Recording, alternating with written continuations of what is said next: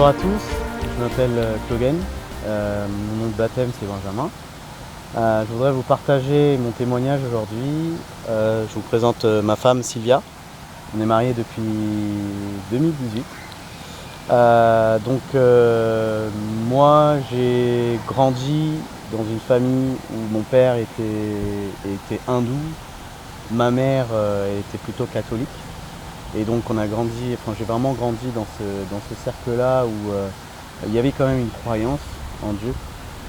Donc à l'âge de 17 ans, j'apprends la nouvelle que ma tante est décédée. Elle allait dans une église évangélique et du coup en fait la cérémonie elle se passait dans cette église-là. Donc en partant, il y avait un chant qui m'avait touché, qui m'avait parlé dans mon cœur et ça m'avait fait pleurer, mais à ce moment-là, je ne savais pas que c'était Jésus. Donc petit à petit, je commence à partir dans cette même église et je commence à connaître un peu, je commence à connaître Jésus.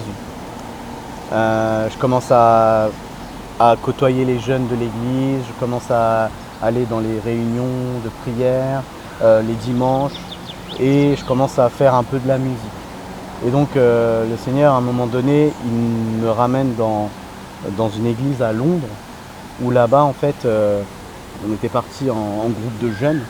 Et là-bas, en fait, c'était une plus grande église et il y avait une sorte de louange, d'adoration, guidée par un pasteur là-bas. Et c'était le feu, on va dire. Et il y avait vraiment la joie, tout le monde dansait, tout le monde chantait, tout le monde louait. Et moi, ça m'avait touché un côté. Pourquoi? Parce qu'en fait, c'était pas comme ça dans notre église, dans les débuts. Et je me disais, Seigneur, pourquoi du coup, c'est pas comme ça chez nous? Et j'ai prié, j'ai regardé le ciel, j'ai dit, Seigneur, si tu veux, bah, utilise-moi, et j'aimerais bien que ça soit comme ça dans notre église. Et je repars à l'église et le dimanche prochain on commence à taper les mains alors que ça se faisait pas. On louait vraiment dans la joie. Et donc voilà, après je commence à vraiment grandir dans l'église, mais il y avait quelque chose qui manquait.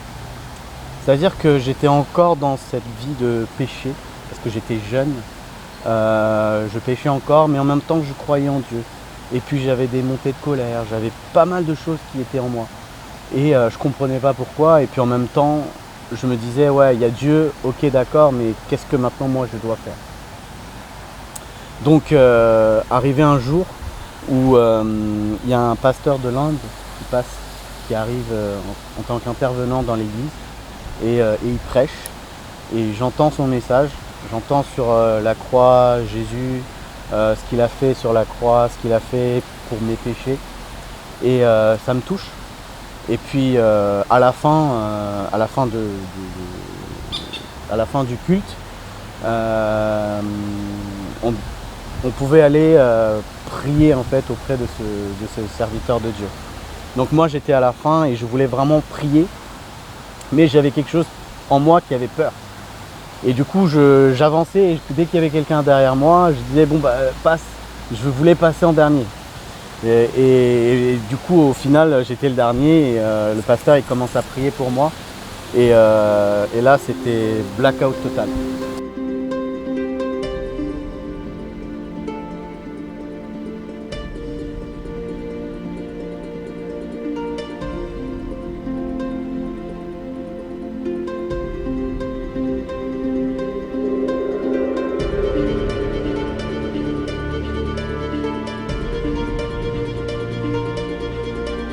Je me rappelle de plus rien et je tombe et je me réveille.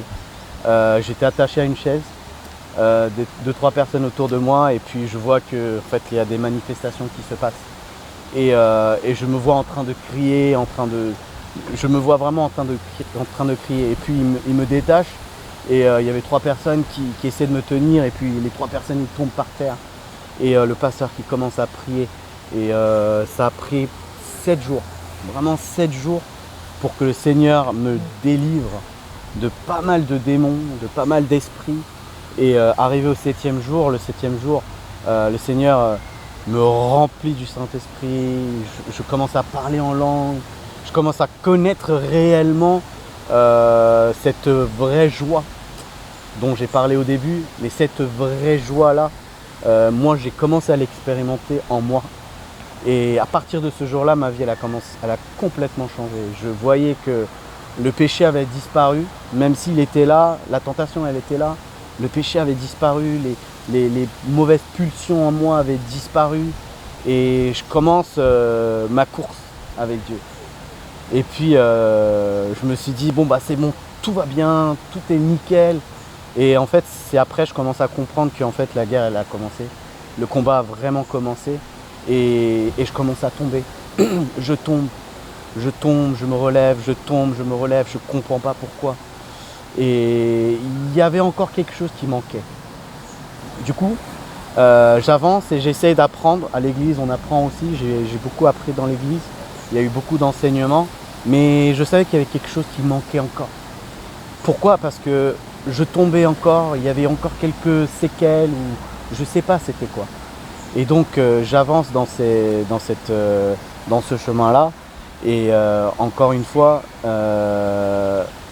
j'avais des rêves de sirène des eaux, j'avais des rêves comme si j'avais des rapports dans mes rêves, et le matin je me voyais souillé, et puis je me dégoûtais, de plus en plus je me dégoûtais, et puis je me décourageais. Je me disais, oh, Seigneur, tu m'as déjà délivré, comment ça se fait que j'ai encore ça?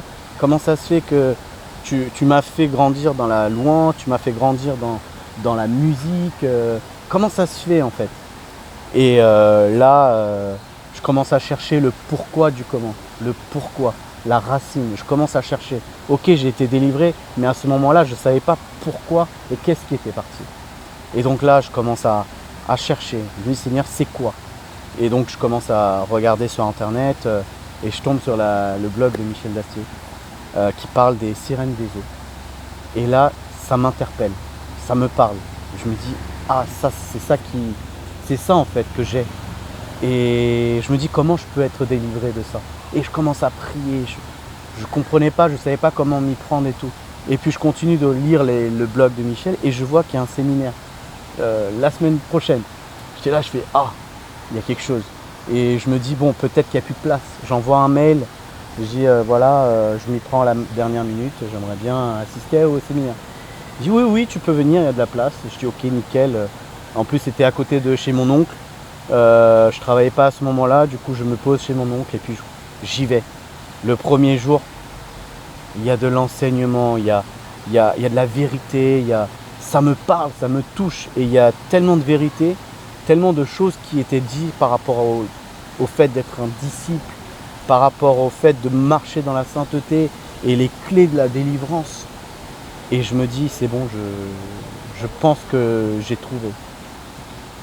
Et le jour même de la délivrance, toute la semaine de la délivrance, par contre, là, c'était complètement différent. C'est-à-dire que j'étais délivré, mais je savais de quoi j'étais délivré. J'étais délivré, mais je savais qu'est-ce que je devais faire après. Et c'était quelque chose de plus qui m'avait été donné. Donc j'avance comme ça, et les années passent. Je continue dans l'église où j'étais. On grandit, on apprend encore plus de choses, et puis je me marie avec ma très belle femme en 2018. Et puis on a 2 merveilleux enfants qui naissent.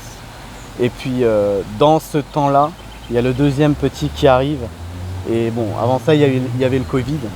Et donc pendant le Covid, on a dû rester à la maison, et puis on a dû sortir de l'église, suivre pendant les lives.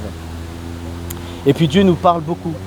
Il nous parle beaucoup, il nous parle de rester dans notre ville, il nous parle beaucoup. Mais on ne se rendait pas compte. Et donc on rejetait un peu le fait d'écouter cette parole-là. Et les épreuves arrivent. Parce que forcément, quand on ne veut pas écouter, forcément Dieu, il se dit, c'est comme à Jonas.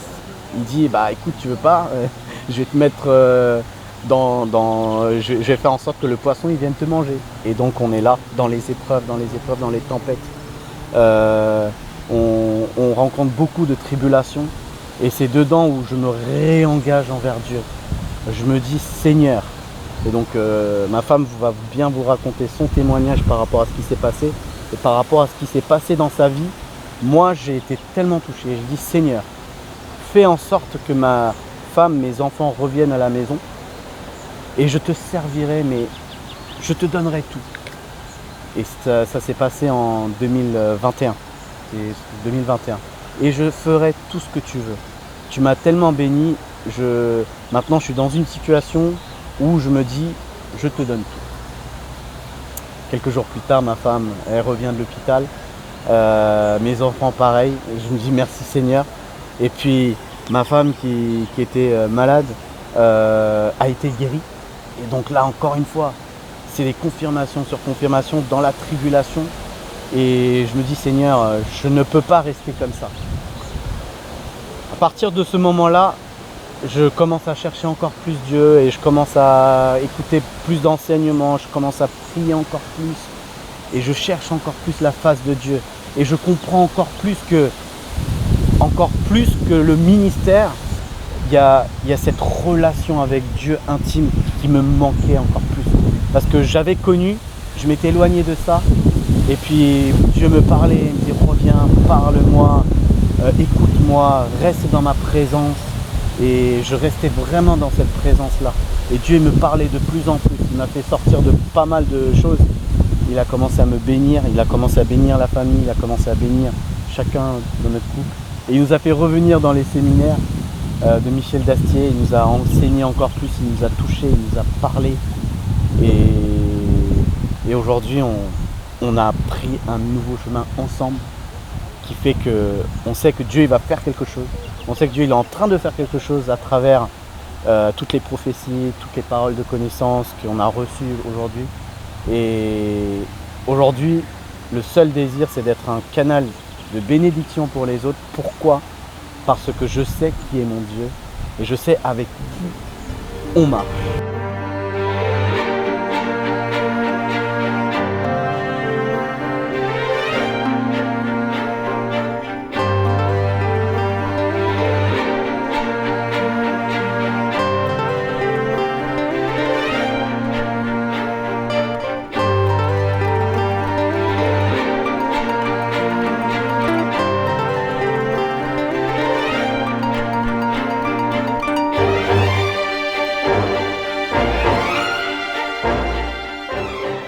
Donc je vais rebondir sur l'année 2021.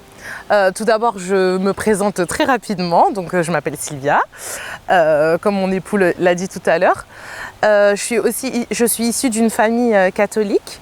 Mes parents, mes sœurs, ma grande sœur, ma petite sœur et moi-même, on a connu le Seigneur en fin 2004. J'ai été baptisée 2 ans après. On était dans une église dans laquelle j'ai servi Dieu, dans l'adoration, dans l'enseignement pour l'école du dimanche pour les enfants. Donc voilà, j'avais une vie chrétienne assez un peu comme tout le monde, voilà, comme tous les chrétiens. Et c'est vrai que ce qui me manquait à chaque fois et ce que je me disais moi dans mon cœur, c'est Seigneur, je t'ai connu déjà, c'est un grand témoignage, mais j'aimerais tellement avoir un témoignage encore plus surnaturel. Donc voilà, ça c'était il y a plusieurs années de cela. En 2018, du coup je me suis mariée. J'ai eu mon premier bébé en fin 2019. Ça s'est bien passé. Ensuite, justement, il y a eu la période Covid. On était forcés de rester à la maison. Et là, déjà, Dieu a commencé déjà à nous parler.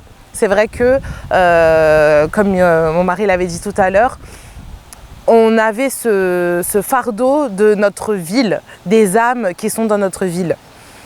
On a une communauté tamoule dans cette ville-là qui ne connaît pas forcément Dieu. Et c'est vrai que nous, on servait beaucoup dans la communauté tamoule, en langue tamoule, on adorait en tamoule, on a été baignés dedans. Et c'est vrai que ça nous faisait un peu... Enfin voilà, on avait ce fardeau de prier pour ces gens-là. Est-ce que vous pouvez vous approcher de Jésus? பக்கத்துல இருந்து அவரோட உங்களால பேச முடியுமா? Est-ce que vous pouvez lui parler à côté de lui? அவரோட உறவு உங்களுக்கு வைக்க முடியுமா? Est-ce que vous pouvez avoir une relation avec lui? ஆண்டவர் அதைத்தான் கேட்கிறார். C'est tout ce qu'il demande. பக்கத்துல இருந்து மகனே என்று சொல்லி பேசுகிற ஒரு உறவை தான் ஆண்டவர் தேடுறார். Ce qu'il cherche, c'est être à côté et dire mon fils, ma fille. நீங்கள் இயேசுவை எந்த அளவுக்கு அறிந்திருக்கிறீர்கள்? Comment est-ce que vous connaissez Jésus? இந்த கேள்வி உங்களுக்குள்ள வர வேண்டும். Cette question doit être en vous. Donc, arrivée en 2021, j'étais enceinte de mon... Enfin, fin 2020, j'étais enceinte de mon deuxième bébé. Et c'est là que, moi, clairement, ma vie, elle prend un tout autre tournant. J'étais à mon 4e mois de grossesse. Et en fait, j'avais une certaine difficulté à marcher. J'avais des douleurs dans mon dos. Et puis je me suis dit, je suis quelqu'un qui supporte assez facilement la douleur. Alors je me suis dit, bon, c'est pas grave, ça arrive, c'est une sciatique, ça va passer. Sauf que du coup, je partais quand même au travail, je rentrais, je m'occupais de mon premier qui avait tout juste 1 an. Et puis les jours passent et je n'arrive plus à faire les choses du quotidien. Lorsque je me lève et que je commence à mettre un pied par terre, et ça commence à me faire tellement mal que j'arrive plus du tout à marcher. Donc je me retrouve à télétravailler chez moi, mais même ça c'était impossible. Je ne pouvais plus m'asseoir, je ne pouvais plus rester allongée pendant longtemps et je ne pouvais plus marcher du tout. Alors on est parti chez le médecin bien sûr et ils nous ont dit voilà, vous avez une sciatique, sauf que voilà, les anti-inflammatoires vous pouvez en prendre un petit peu mais pas beaucoup parce que je suis enceinte. Donc j'ai un médecin qui m'avait même conseillé, écoutez, en fait ça commençait à être beaucoup trop dur pour moi. Je ne pouvais plus du tout marcher à un point où ma toilette, j'étais obligée de la faire sur mon lit. Je ne pouvais plus me déplacer, ne serait-ce qu'aller dans la salle de bain, c'était une torture. Je n'arrive pas à mettre des mots sur cette douleur parce que c'était une douleur que jusqu'à aujourd'hui j'arrive pas à exprimer, mais j'avais des sensations par exemple d'un couteau qu'on me plantait dans mes os, dans mon dos, mais en continu. Du coup plusieurs fois on a fait des allers-retours aux urgences et en fait j'étais dans l'incapacité de m'occuper de mon premier enfant. Psychologiquement déjà j'étais très...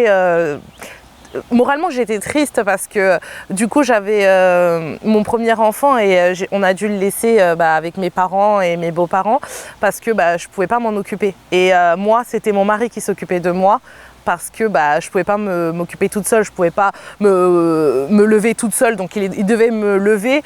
Et c'est vrai que les médecins n'ont trouvé aucune solution à ça. J'ai dû être hospitalisée pendant 1 mois. La seule solution qu'eux ils trouvaient, c'était d'enlever le bébé. Et pour moi, c'était hors de question qu'on m'enlève ce bébé. J'en ai jamais voulu à Dieu à ce moment-là parce que j'avais la foi et je me suis dit si Dieu a permis que je passe par là, c'est que voilà, c'est sa volonté. Donc je demandais à Dieu, oui, enlève-moi ces douleurs, mais jamais j'étais pas en colère. Et je n'en voulais pas non plus, je me posais pas des questions, je lui disais pas pourquoi Seigneur je passe par là. Non, je me suis dit au fond de moi, si je passe par là, c'est que je dois passer par là. Arrivé au 7e mois, en fait, j'attendais que le médecin m'a dit voilà, dès que arrivé au 7e mois, on va essayer de vous faire accoucher, d'enlever le bébé. Mais je voulais qu'il reste le plus longtemps possible pour pas qu'il soit prématuré. J'ai été hospitalisée juste après pendant 1 mois et durant cette hospitalisation qui s'est très mal passée, on m'a détecté du coup une très grosse hernie discale et c'est ce qui faisait que je ne pouvais plus du tout marcher parce que la grosseur elle était énorme. Et du coup, c'est ce qui provoquait d'atroces douleurs. Et comme je pouvais ni avoir de morphine, d'antidouleur, rien du tout, j'étais obligée de supporter la douleur. J'ai supporté cette douleur pendant 6 mois. Et du coup, mes nerfs se sont très fragilisés. Au bout du 8e mois de grossesse, le bébé n'était plus prématuré. Donc ils ont programmé une césarienne. Donc les médecins disaient que voilà, après la césarienne, normalement vous aurez plus mal, le poids du bébé sera parti. Donc voilà, vous pourrez retrouver une vie à peu près normale. Donc la césarienne se passe. Le 2e jour, les médecins essayent de me lever. Il y avait la sage-femme, il y avait mon mari avec le bébé qui arrivait en très très bonne santé d'ailleurs, grâce à Dieu et gloire à Dieu, parce qu'ils nous ont dit que oui, il y aura des soins intensifs et tout, mais non, il a eu besoin d'aucun soin grâce à Dieu. Du coup, le deuxième jour, après la naissance, les médecins et la sage-femme essayent de me lever, mais ça se passe très très mal. J'ai eu une décharge électrique dans tout mon corps. Mon pied, je ne pouvais pas avancer et la douleur elle a été tellement atroce que j'ai fait un malaise sur le cou. Et du coup, je suis restée allongée. Et à partir de ce moment, je ne pouvais plus du tout me lever, ni pour aller aux toilettes, ni pour aller dans la salle de bain me nettoyer, ni pour manger d'ailleurs. Je ne pouvais plus du tout me lever, sachant que j'avais mon deuxième bébé, que j'allaitais ce bébé et que je devais m'en occuper. Donc au bout du 4e jour, on m'annonce que l'allaitement c'est plus possible parce qu'ils doivent me donner des antidouleurs, parce que sinon ma tension et mon cœur ça allait plus en fait, vu que j'ai enduré beaucoup trop de douleurs sur des mois d'affilée. Et à ce moment-là, c'est vrai que la douleur, c'est pas que j'arrivais à la supporter, mais c'est que voilà, je me forçais à supporter, mais le fait que je puisse plus m'occuper correctement déjà de mon premier bébé que j'avais pas vu pendant 1 mois parce que j'étais hospitalisée et qu'à cause du Covid, les règles étaient strictes, l'enfant n'avait pas le droit de venir à l'hôpital. Et le fait que le deuxième bébé aussi, je peux pas m'en occuper, c'était beaucoup trop pour moi. En tant que maman, c'était très très dur à vivre. Et heureusement que mon mari, il était là pour me soutenir parce que c'était dur. Et surtout, heureusement que Dieu était là pour me consoler. Parce que voilà, sinon je pense pas que j'aurais pu tenir tout ce temps. Et du coup, ils veulent au bout de 15 jours, je suis encore hospitalisée, c'est encore pareil, ils ne savent plus quoi faire parce que malgré les antidouleurs, malgré la morphine, ça se passe très très mal. 1 semaine après l'accouchement, ils me proposent une infiltration via l'IRM. Du coup, j'ai ma cicatrice de césarienne, je n'arrive pas à marcher, je n'avais pas mangé pendant 1 semaine. On m'emmène sur le brancard pour faire l'IRM. Bon, ils me prennent, du coup ils me portent et ils me le mettent directement comme ça vu que je ne peux plus rien faire. La douleur, elle était atroce. J'avais une crise de douleur qui a duré 24 heures. Je parlais plus et en fait, je souffrais de douleur. Voilà, c'est tout ce que je faisais. J'en ai même vomi pendant l'infiltration. Ça m'a fait une décharge électrique et voilà, j'ai subi cette crise de douleur pendant 24 heures. Après les 24 heures, ça allait mieux parce qu'en fait, ils m'ont mis des antidouleurs, mais j'avais quand même des douleurs. Je pouvais toujours pas marcher. Au bout de 15 jours, ils me disent que bon, finalement, c'est plus possible, que j'allais finir paralysée. Parce que mes nerfs, ils étaient beaucoup trop fragilisés. Donc, j'ai au moins une quinzaine de docteurs et de médecins qui sont passés pour analyser mon cas et qui me répétaient la même chose. Tu vas pas marcher, il y a de grosses chances que voilà, tu restes paralysé. On n'a pas vraiment trouvé d'autres solutions, alors qu'une hernie discale de base, c'est tout le monde l'a et ça peut se guérir. Du moins, on peut marcher, mais j'ai eu cette douleur pendant 6 mois et j'ai pu prendre aucun médicament. Mes nerfs, ils étaient complètement fragilisés, le disque complètement usé. Et du coup, on me dit, bon, on va vous hospitaliser à domicile. Parce que ça fait 15 jours que je suis en maternité et que voilà, c'était trop long. Donc les trajets se passent par ambulance, bien sûr. On a pris 4 heures du jardin en brancard pour me mettre jusqu'à mon lit parce que je souffrais de douleur. J'hurlais de douleur. J'avais ma belle famille qui habitait juste à côté qui m'entendait crier tellement je hurlais de douleur. Et à ce moment-là, j'ai aussi compris l'importance de notre famille parce que j'avais ma belle famille et ma famille, nos parents, nos frères et sœurs qui étaient là, qui priaient pour nous et qui nous ont beaucoup aidés aussi moralement à traverser cette épreuve. Et au bout d'1 semaine, voilà, c'est toujours la même chose. Et arrive un samedi, je pense que c'était 2 semaines après, où je sens que là, ça va pas du tout. Et j'avais tellement mal en fait que je sentais, comment dire, je me sentais limite partir et je voyais juste des défilés de médecins qui venaient, qui partaient et j'entendais seulement mon mari qui louait à côté de moi et c'est la seule chose qui me faisait du bien. Et moi, je répétais le psaume 91 et je disais à Dieu, Seigneur, tout ce qui se passe, c'est ta volonté. Si je lui ai dit, si tu veux me guérir, guéris-moi. Mais sinon, c'est pas grave, mes enfants sont entre de bonnes mains. Et voilà, je te fais confiance. Et les médecins voulaient m'emmener en urgence à l'hôpital Pompidou de Paris. Sauf que j'étais tellement fragile qu'ils ne voulaient pas prendre la responsabilité qu'il se passe quelque chose sur le trajet. Du coup, ils m'ont dit, on peut rien faire. Ma tension, elle était descendue à 8, je crois. Et ils m'ont dit, bon, on peut pas faire grand-chose, on va voir, on va attendre. Une fois qu'il y a eu les prières, je me sentais un peu mieux. J'ai réussi à me lever un petit peu parce que j'étais sur le lit d'hôpital qui était chez moi pour me mettre sur mon lit à moi. J'ai essayé, au bout de quelques minutes, j'ai réussi, mais en criant. Et en fait, on avait pris un rendez-vous pour le lundi chez le neurochirurgien pour se faire opérer. Donc ils nous ont dit à 50% de chance que je finisse paralysée et sinon on verra si ça se passe bien, voilà. Moi, on ne voulait pas forcément passer par cette opération parce que j'étais persuadée que Dieu allait agir, que Dieu allait me guérir. Et le dimanche, du coup, juste après, on a prié. On a prié tous ensemble. Et à ce moment-là, voilà, je me suis sentie apaisée et je me suis endormie. Le lundi matin, je me réveille. Donc je dois me préparer entre guillemets parce que j'essayais juste de me lever parce que le rendez-vous il était à 9h. Donc je me lève, j'ai toujours une espèce de canne pour essayer de me lever parce que j'ai mal. Et d'habitude quand je me lève, tout le monde sait que je me lève parce que je hurle de douleur. Donc à ce moment-là, je me lève et bizarrement aucun son ne sort de ma bouche. J'ai mal, mais pas du tout les douleurs que j'avais. Donc je me dis bon, je vais aller jusqu'à la salle de bain. Du coup, je vais jusqu'à la salle de bain, je vais aux toilettes et tout le monde sait aussi quand je vais aux toilettes parce que je hurle de douleur pour m'asseoir. Et là, je n'hurle pas. J'ai mal un peu, mais c'est tout. Du coup, je me dis, bon, bah, je vais en profiter pour me brosser les dents. Parce qu'avant, pendant les mois d'avant, je me brossais les dents sur mon lit. Parce que mon mari me ramenait la brosse à dents et le verre. Et là, du coup, je m'en profite pour me brosser les dents. Je me dis, bah tiens, j'arrive à rester debout. Je vais profiter pour me laver le visage. Je me lave le visage. Ça paraît bête de dire ça, mais on ne se rend pas compte que...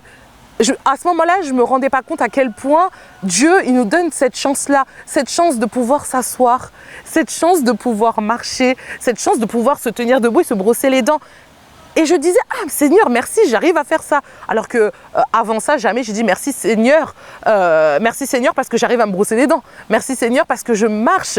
Merci Seigneur parce que je me lève. Non, je ne le faisais pas parce que pour moi, c'était normal en fait. Mais non, Dieu il m'a montré que tout ça, c'est non. Si Dieu n'est pas là, je ne peux pas marcher, je ne peux pas m'asseoir.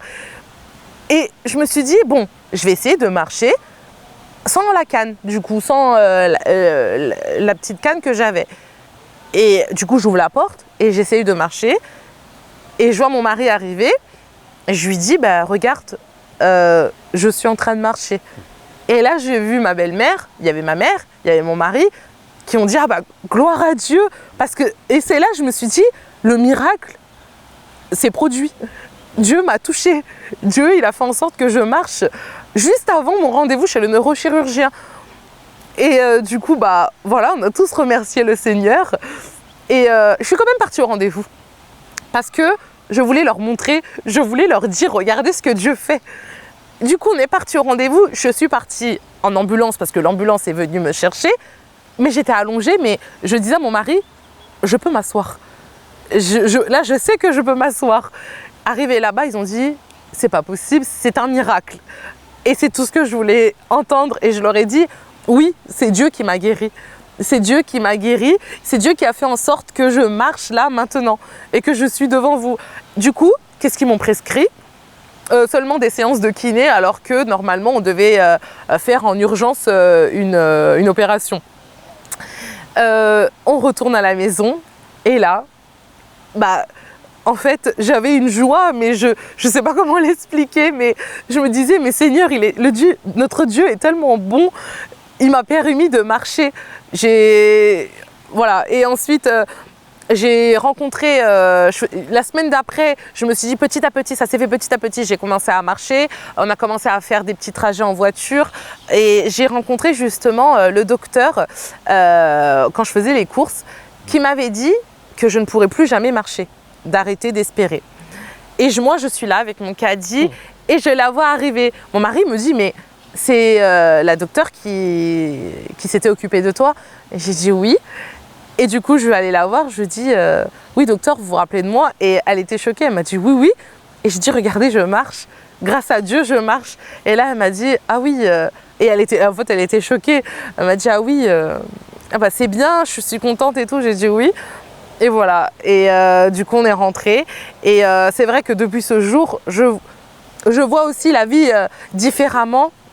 Je vois aussi la vie différemment par rapport à Dieu, parce que c'est vrai que toutes ces années-là, j'ai jamais pensé à dire merci Seigneur de me faire marcher, merci Seigneur de me faire asseoir. Et c'est vrai que maintenant, on se dit, il faut qu'on dise merci à Dieu pour toutes les petites choses qu'on peut faire, parce que sans lui, on ne peut pas faire ça. Donc après, du coup, ce miracle, c'est vrai que pendant l'année qui a suivi, on a pris ce temps pour rester en famille, parce qu'on avait besoin aussi de se retrouver avec nos enfants tous les 4, parce qu'avec toutes les épreuves qu'on avait vécues, on n'a pas vraiment profité de ces moments en famille à 4. Donc pendant 1 an, on était ensemble, on s'est retrouvés à 4, sans oublier notre Seigneur bien sûr, et on a pris le temps de se reposer, parce qu'on en avait besoin.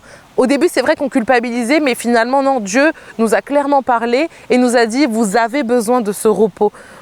Et c'est ce qu'on a fait pendant 1 an. Ouais, exactement. Et du coup, moi, je voudrais vous exhorter sur quelque chose par rapport à ma vie, par rapport à notre vie. Cherchez la face de Jésus, cherchez la face de Dieu. Il vous aime tellement, il attend juste que vous alliez vers lui et que vous lui dites « Seigneur, je suis là ».